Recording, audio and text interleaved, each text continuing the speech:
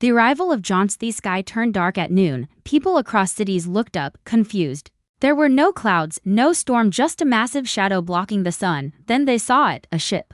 Not just any ship, it was the size of a mountain. Its smooth black surface floated silently above Earth like a sleeping giant. No noise, no signal. No attack, just presence, cold and massive. Governments around the world scrambled to respond. Satellites focused, military jets launched, news channels called it first contact. But this was something else. The ship stayed still for hours. People gathered on rooftops, streets, beaches. Everyone was watching, everyone was waiting. And then it opened. A beam of light shot down from the center of the ship. It stretched from the sky to the ground like a glowing pillar. Inside it, a shape slowly began to form. At first, it looked like a woman.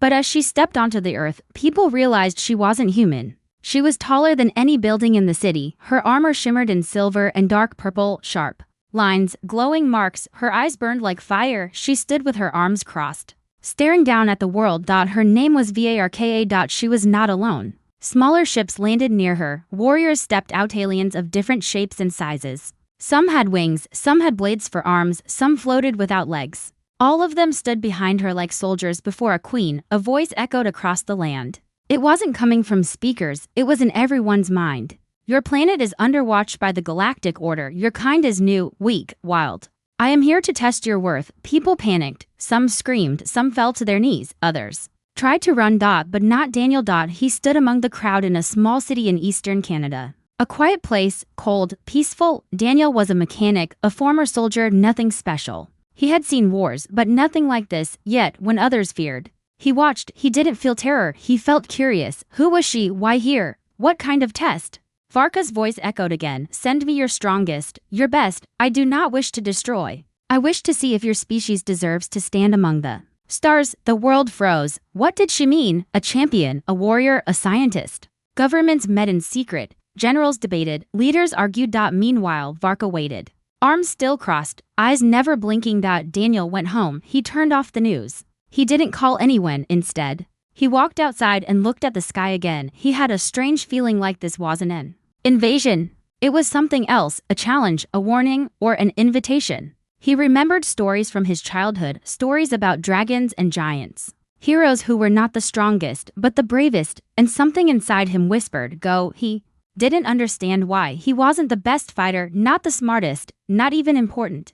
But he felt ready. Early next morning, he packed a small bag, no weapons, just clothes, water, and a notebook. He left a note for his sister. Don't worry. I just need to see something for myself. Daniel walked toward the military base nearby. Guards stopped him. He asked to speak to someone in charge. They laughed at first, but something in his eyes made them pause. By noon, Daniel was sitting in a dark room facing a group of serious men and women. Why you? One of them asked. Daniel thought for a moment. Because I'm not afraid to look her in the eye. Silence. Later that day, a small human ship lifted off. No missiles, no defense. Just one man inside heading toward the giant alien queen waiting outside Earth. As the ship rose through the clouds, billions of people watched. They didn't know his name, they didn't know his story, but they knew someone had stepped forward.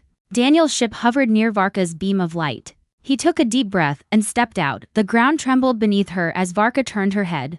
For the first time, her expression changed, not anger, not pride. Curiosity. She looked down at the small figure walking toward her. Is this your champion? She asked the skies. Daniel stood still, looked up, and replied, I'm not here to fight. I'm here to understand. The lone volunteer. The wind howled across the open plains where the alien queen stood. Her ship floated silently above her like a moon made of steel.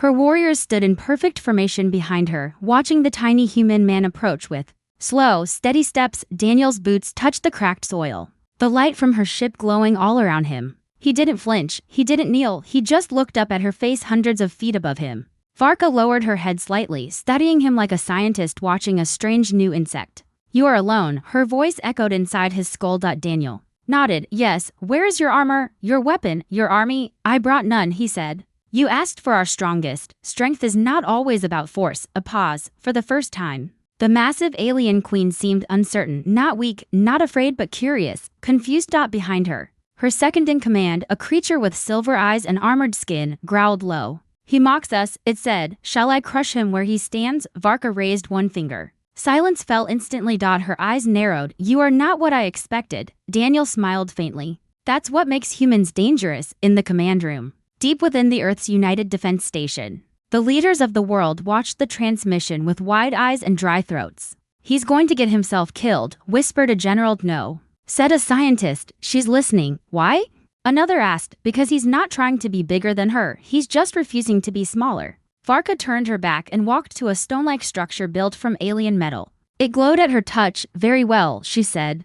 I will not kill you yet, but you must pass the trials. Trials? Daniel asked, stepping closer. Every new race that joins the Galactic Alliance must be tested, she explained. Your leaders refused. They feared failure. They feared death. They feared you, he said, and you do not. Daniel looked her straight in the eye. You're tall. But fear is not about size, she turned sharply. Then you will face what no other human has faced. 3 trials, alone, no help, and if you fail, your planet will be closed, watched, controlled. Forever. Daniel didn't move. I accept. Hours later, he stood in a dark alien chamber underground. Cameras floated in the air, alien spectators from dozens of worlds watched through holograms. Some laughed. Others bet on how fast he would die. The first trial began. A thick fog filled the chamber. The ground turned into sand, hot and sinking from the walls. Mechanical beasts crawled out, creatures with razor legs and glowing eyes. The announcer's voice boomed through the room. Survive for 10 minutes. No weapons, no escape. Daniel breathed slowly, remembered his training, remembered fear, but he didn't run. He moved between the creatures, not with speed, but with calm. When one lunged, he dodged just enough. When the sand pulled him down, he shifted his weight. Crawling like a soldier through mud, they attacked in waves, but he never screamed, never begged. And then it ended. The beasts froze. He was bleeding, limping, but alive. The crowd, silent. Second trial. He was brought into a black room with one chair and one screen. On the screen, images of pain, torture, people he loved, his sister, his childhood dog. Scenes that weren't real but felt real. A voice asked one question again and again. You can end this. Just speak the code. Betray your planet. Save yourself. Daniel clenched his jaw. Tears ran down his face. You think pain will break me? He whispered. We're humans. We've lived through worse. We survive pain. We carry it. He closed his eyes, stayed silent. The screen shut off. Second trial, passed. Third trial. He stood face to face with a mirror, but in the reflection he saw not himself, but Varka, broken, kneeling, defeated. The final challenge was not to win, but to decide. A voice asked, will you take revenge? Will you rule her world if she falls? Or will you forgive? Daniel stared at the mirror for a long time. Then he whispered, I don't want power, I want peace.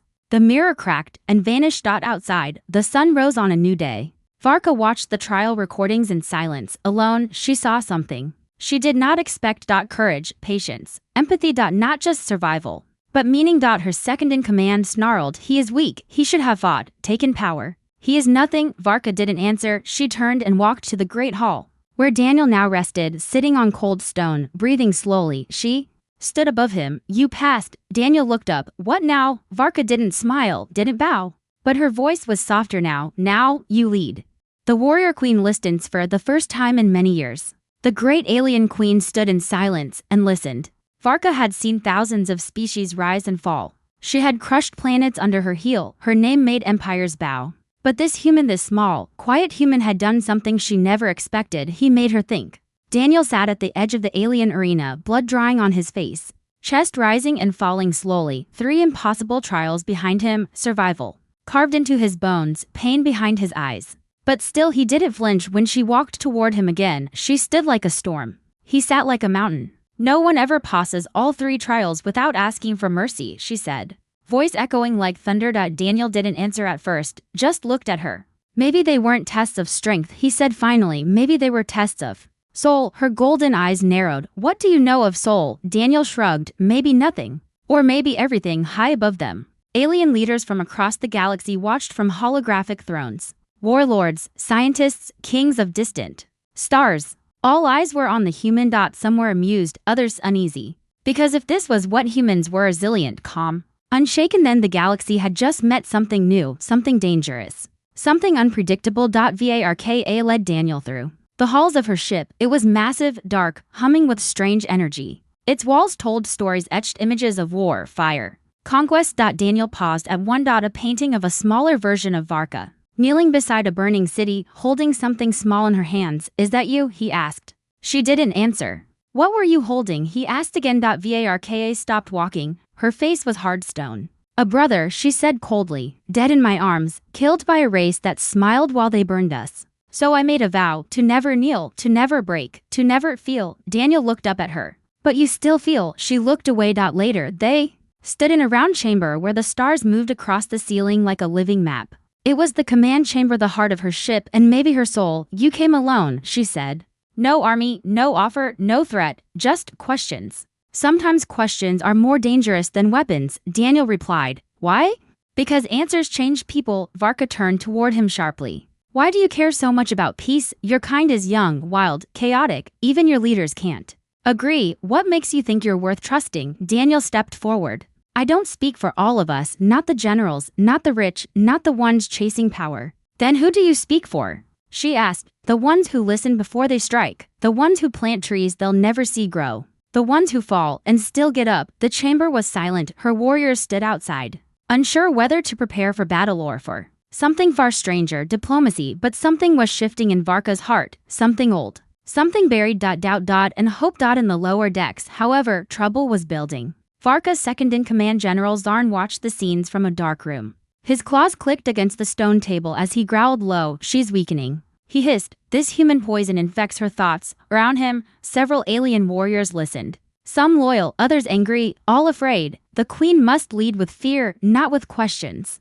not with feelings. Zarn looked at a glowing screen showing Daniel walking beside Varka. If she won't destroy him, we will. Back on the upper deck, Varka brought Daniel to a large window. It showed the earth in full view, blue, green, alive. You know, she said quietly, your people, your species, you love so loudly and break so easily. Why do you keep standing up? Daniel smiled. Because pain isn't the end of the story. That night, in her private chamber, Varka stood alone. Her armor lay on the floor. For the first time in weeks, she stared into the mirror. Eyes not of a queen, but of a woman haunted by centuries of war, and she whispered, what am I becoming? Meanwhile, Daniel sat in his small quarters given by the ship, though it felt like a cell. He opened his notebook, flipped through sketches, words, memories. On the last page, he wrote, she's not a monster, she's a wall built by pain, but even walls can fall if you know where to knock. He didn't know Zarn was coming for him. The alarm blared red. Daniel was already moving when the door exploded open. Shadows poured in, silent assassins from Zarn's secret guard.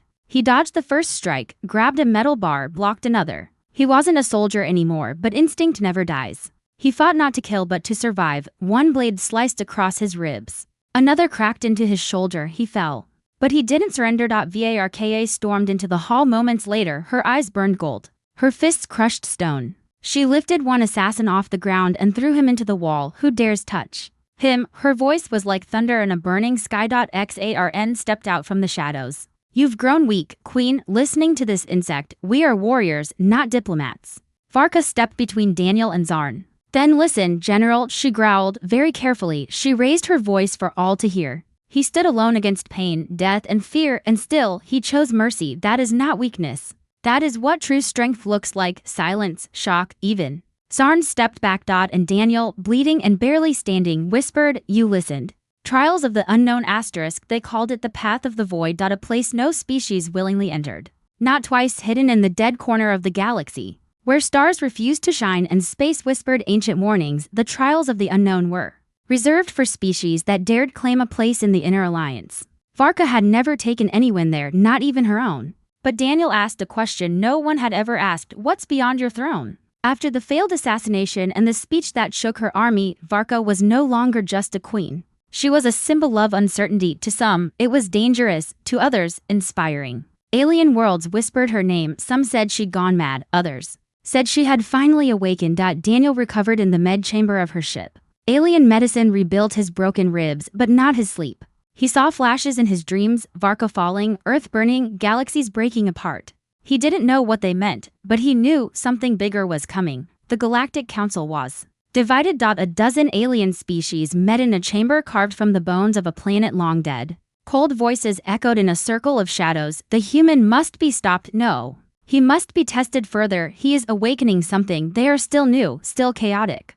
Too much heart, too little control. But what if heart is what we've lost? One chair remained empty. The 13th seat, the one whose occupant had not been seen in over 1,000 years. Varka stood before her fleet. Her voice calm, sharp, final. We go to the void, the trials beyond all trials, not for glory, not for war, but for understanding. Some objected, many followed, and Daniel, he simply said, let's go. The journey took days, light bent strangely near the void, time felt slower, heavier, like a giant hand, pressing down on every thought. Outside their ship, ancient machines floated, guardians of the unknown. No signals, no weapons, just watching. As they passed through a blue energy wall, everything changed. No sound. No stars. Only the maze. The maze was not made of stone, it was made of memory. Varka and Daniel stood on a platform. Before them, 12 doors floated in black space, each shimmered differently. These are not physical trials, she warned. They are truths, they will show you, you. Daniel nodded. I'm not afraid of myself. She gave him a long, searching look. You should be. Door 1, loss. Daniel stepped into a memory of his mother's funeral. He was 12. The rain cold, the people distant. He had forgotten the shape of her hands until now. The memory looped over and over. He cried, he screamed, then he stood still and whispered, I carry you with me. The memory faded. Door 1 passed. Door 2, power. Varka entered a chamber where she ruled over a galaxy, but it was quiet. No resistance, no pain, no glory. She sat on a throne of bones, surrounded by silence. This is what you built, a voice said, and this is what it cost. She crushed the throne beneath her fist. Then I will build again, differently. Door 2 passed, but doors 3, 4, and 5 were not so easy. In one, Daniel faced a version of himself who betrayed humanity for peace. In another, Varka saw herself letting her brother die again and again without saving him. They began to break, not physically. Internally. Meanwhile, outside the void maze, something stirred. A forgotten ship. A sleeper vessel. Locked beyond time. It woke, not because of war, but because of him. Daniel. His presence triggered something ancient, older than the Alliance, older than even Varka's race. Inside the sleeper ship, a message blinked to life. New anomaly detected, species match, human. Codename the Spark. Inside the maze, Daniel reached the 7th door. Betrayal. He found Varka on her knees. But this Varka wasn't real. She begged him to leave, to run, to save Earth by handing over Alliance secrets. He knew it was a trick. But her voice sounded so real. Don't you want peace? She asked. He almost said yes. Almost. But then he looked closer. Her eyes, they weren't hers. They were empty. Fake. He stepped back. Peace without truth is slavery, he said. The door vanished. He passed again. Varka, too, was facing her final door. Mercy. A child stood before her, an alien child from a race she had destroyed long ago. The child held a weapon. It was shaking. Afraid. If she moved, it would shoot. If she didn't, she would fall. She did not move. The child fired. Pain erupted, but Varka did not raise her hand. The trial ended, and her wound vanished. Mercy granted. Lesson learned. Finally, the 12th door opened. Not by force. But by choice. Daniel and Varka walked through it. Together. Inside was a dark hall with 2 seats, one of stone, one of light. And in between them, a machine. A very old one. It spoke. You have passed the trials of the unknown. You are now candidates. Candidates for what? Daniel asked. To shape the next age. Varka stepped forward. What age? The age of unity, the machine said, or the age of silence. It will depend on your choice and your enemies. Behind them, back in the galaxy, the 13th council seat finally activated. A figure stepped into the light, not alien, not human, but something in between. And it spoke. Prepare the purge. The spark has returned. Whispers of rebellion. The galaxy was not quiet anymore. After Daniel and Varka walked out of the void trials, something shifted. Invisible at first, but felt like the air before a lightning strike, like the silence before a scream. They returned to Varka's flagship. Different. Changed. Daniel walked slower. Not from pain, but from weight, not physical, but historical. He had seen things in the void. Truths not meant for humans, and Varka, the queen of war, now looked not like a weapon, but like a leader trying to remember what it meant to hope. They had passed the trials, but that was not victory, that was invitation. And something was already waiting. News spread fast. Faster than light. Some called Daniel the Spark, a word spoken in ancient alien prophecy, one that hadn't been heard in over 10,000 years. Others said he was a fake, a trick, a threat. But everywhere, across 100 worlds, people began to whisper, if a human can change the queen, maybe change is possible for us too. In the icy underbelly of the planet Skreth, a young alien boy painted a human face on a wall. In the fire cities of Solon 3, old warriors removed their battle masks and stood silent. In deep space, pirate fleets went dark. Watching. Waiting. But not everyone welcomed the spark. In the hidden chambers of the Galactic Council, The figure in the 13th seat stood surrounded by shadows. No name. No face. Only a title, the Arbiter. His voice was calm. Surgical. We buried the spark once. And now, a child of Earth dares reignite it. He must be erased, another voice said. Before the rebellion wakes again, the Arbiter raised a hand. No, not yet. Let them move. Let the Queen believe she leads. Let the spark grow brighter. So we may crush it when all eyes are watching. On board Varka's ship. Daniel stood before a long window. He looked at Earth, just a blue dot now, distant, innocent. He missed its noise, its chaos, even its mistakes, but he knew he could never go back the same. Varka approached quietly. You didn't break in the void, she said. Why? Daniel didn't look at her. Because we've already lived through darkness. Humans don't fear shadows, we carry them. She stared at him, searching his face. I was trained to destroy threats like you, she said. But now, I think you're not a threat. He turned to her, soft smile on his lips. Then what am I? Varka's answer was almost a whisper, a mirror, but the peace did not last. An explosion tore through one of the support ships in Varka's fleet. Red fire. Black smoke. Panic spread like infection. Daniel ran with soldiers through the smoke. Alien crew screamed orders in 10 languages. He found a survivor burned, barely alive. The creature held a small device. Daniel took it and ran. Inside was a message. They're watching.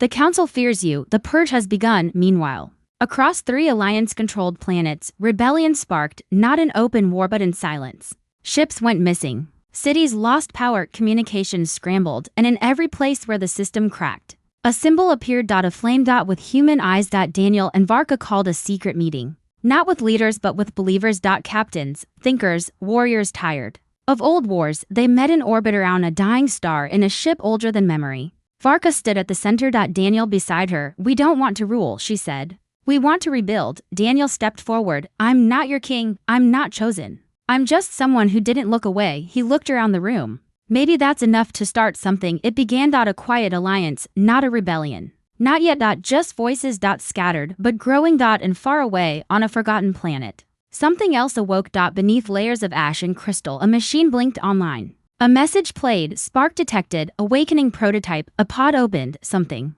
stepped out, not alien, not human. A hybrid. Built from Earth's past and the galaxy's future. And it whispered only one word, Daniel. Varka sat alone in her war chamber that night. Her hands rested on the table, no armor, no weapons. Just thought. Daniel entered quietly. We're making enemies fast, he said. She nodded. I've always known how to fight wars, but this isn't war, Daniel said. This is change. She looked at him. Change breaks people. Daniel looked back. So does staying the same. Suddenly, the ship's alarms screamed. A new threat had entered their system, not council ships. Not pirates. But something old. A single vessel. Shape-shifting metal. Alive. On the bridge. Varka's crew froze. What is it? Daniel asked. No one knew. The ship sent no signal, but then it spoke, not through speakers. Through Daniel's mind. You lit the spark. Now, face the fire. The Queen's choice. The ship did not look like a weapon, but it felt like one. It moved without thrusters. It hummed like a storm beneath the skin, and it was watching not the fleet, not the Queen,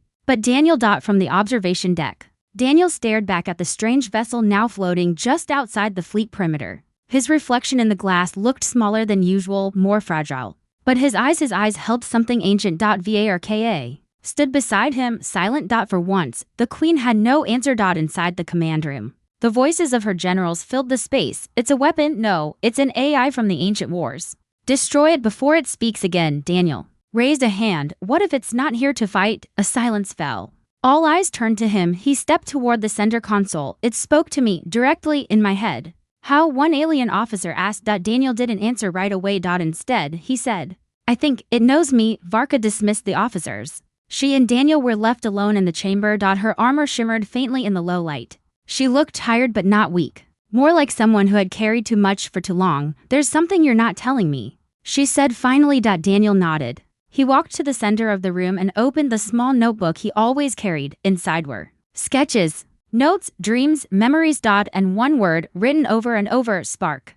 When I was 10, Daniel began, I had a dream that lasted 3 nights. In it, I stood in the center of a great hall, not on Earth, somewhere else. And someone told me I had to remember. Remember what? Varka asked. Daniel looked at her. My origin. Varka's eyes narrowed. What do you mean? Daniel turned the notebook to her. Inside, under his scribbled handwriting, was a symbol. A perfect match to the mark glowing on the mysterious ship outside. I don't think I'm entirely Human outside. The strange ship opened. No weapons emerged. No crew. Just a walkway. A bridge of light. And at the end of it, a figure. Humanoid. Tall. Cloaked in metal and shadow. It did not walk. It floated, and when it reached the edge of the light, it spoke not aloud, but into the minds of everyone in Varka's fleet. We come not to destroy the spark. We come to complete him. Panic erupted in the command decks, weapons powered. Ships shifted into battle formation, but Varka raised her hand, hold fire. Her voice cut through chaos like a blade. Later, Varka stood with Daniel before the alien figure, now inside a sealed chamber, surrounded by energy fields. The figure removed its hood. Its face was familiar. To familiar. Like Daniel, but older, weathered. Mechanical veins running down its jaw. Half human. Half machine. What are you? Varka asked. The being spoke calmly. I am Prototype 0, first of the Sparkborn. Built by those who feared what humans might become. Daniel stepped forward. You said complete me. What does that mean? Prototype 0 looked at him. Your biology is not entirely Earthborn. Your line was altered, prepared, hidden. You are not a weapon, but a seed. Daniel's hands trembled. My parents were chosen. The machine interrupted. They never knew. They only passed forward what the old architects designed. Varka listened in silence. She had seen many horrors, but this truth, this long game, unsettled her in ways she couldn't explain. A human, modified without his knowledge, a galaxy with secrets buried under centuries of silence. And now, the spark was waking. That night, Daniel stood alone on the observation deck again. Earth was behind him. His future ahead. And the galaxy, waiting. Varka entered. No armor, just her presence. She walked up beside him and asked the question that had been burning inside her. Do you trust them? Daniel shook his head. No, but I don't trust the council either. He turned to her. I trust you. She looked away. I'm not who I was when I met you. Good, he said. Neither am I. An alarm interrupted the silence. Not from the prototype. From the fleet. A signal from the rebel channels. One word, betrayal. The Alliance had launched a secret strike, not against Varka, not against Daniel. But against Earth. They believed it would send a message. Crush the spark.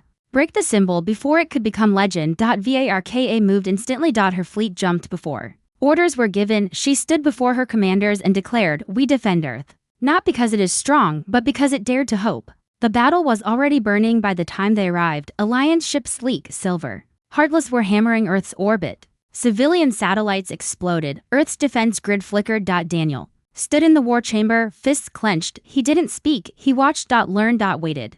Then he turned to Varka. Send me down. What? She asked. I'm going to speak to the world. Not just leaders, everyone. They dropped him from orbit. A single man in a small pod, rushing through fire and debris. He landed in the heart of New Toronto, where the power was out, fear was high, and hope was dying. He walked into the streets. Stood on a broken truck and spoke through every hacked device, screen, speaker. His voice reached the world. They're not attacking us because we're dangerous. They're attacking us because we dared to be different.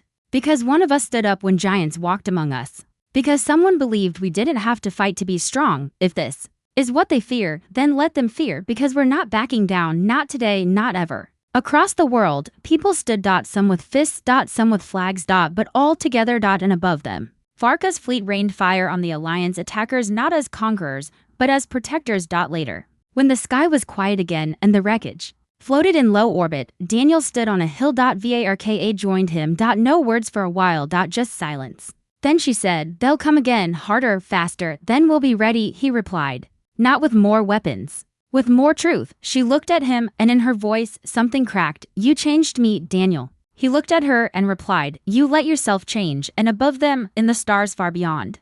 The council watched. And the arbiter whispered, then she has made her choice, beyond strength. The stars burned brighter that night, not because of peace, but because war was finally watching itself burn. The council's silence had ended. The 13th seat was now active, and from it, the arbiter had sent one final command: unleash the erasers. They were not ships, not armies. They were precision, living silence. Artificial gods built to remove threats before they could become symbols. And their new target wasn't a planet. It was a person. Daniel. Varka knew the strike was coming. She had seen the patterns, how the council moved not with armies, but with cleansing events. Surgical resets, disappearances turned into official lies. He must go dark, her general said. Now, but Varka shook her head. No, not this time. He hides, they win. She looked out over Earth's surface, where people were beginning to rise, not just in anger, but in awareness. He speaks, so they can never silence him again. Daniel stood at the edge of the war room, watching galaxy maps blink red. They're coming for me. He said. Yes, Varka replied. But they don't understand yet. He turned to her. You're not alone anymore above them. Hidden in deep space, 6 erasers move like black comets, indetectable, without engines. Without light. Built with one purpose, erase anomalies. From the timeline. Daniel was no longer just human. He was proof. Proof that evolution could be emotional. Proof that change could be kind. That power didn't always roar, it could whisper. And still move worlds. And that terrified them. As the erasers neared, Varka activated a beacon. A call. Not for battle. But for witnesses. Across the galaxy, hidden channels opened, ships listened. Rebel fleets aligned, watchers, scholars, alien outcasts. All turned their eyes toward Earth. This was no longer a war. This was a trial. Not for Daniel, but for the idea of him. Prototype to Zero stood beside Daniel, now his older reflection. His failed version. You were not meant to survive, the machine said, and yet, here you are. Daniel stared at him. I survived because someone listened. And that makes you dangerous, Prototype Zero replied, because listening leads to remembering. The erasers entered the system. Everything around them failed: scanners, lights, engines. They brought void. A vacuum of purpose. Their presence erased meaning. Ships powered down. People collapsed in fear. Except Daniel. He stood on Earth's surface, alone. Again. Just like the first time, and waited. The erasers landed in a perfect circle around him. Tall, sleek, faceless. Pure black metal. They didn't speak, they just unmade. Grass died beneath them, oxygen turned cold. Time slowed. But Daniel kept breathing. He stepped forward. Raised his hands. And spoke. I am not your weapon, I am not your mistake. I am the result of something you forgot to measure, the will to stand when all logic says kneel. One eraser moved. It reached toward him, not with force, but with a field. To disconnect. To delete. But then, something happened. The moment its hand touched Daniel's chest, light erupted, not fire, not energy, but memory. The eraser froze. Inside it, something flickered. A fragment of humanity. From long ago. A memory it had absorbed during the ancient war, and now it remembered. A face, a voice, a child. The eraser stepped back. Another moved in. But it too, upon touching Daniel.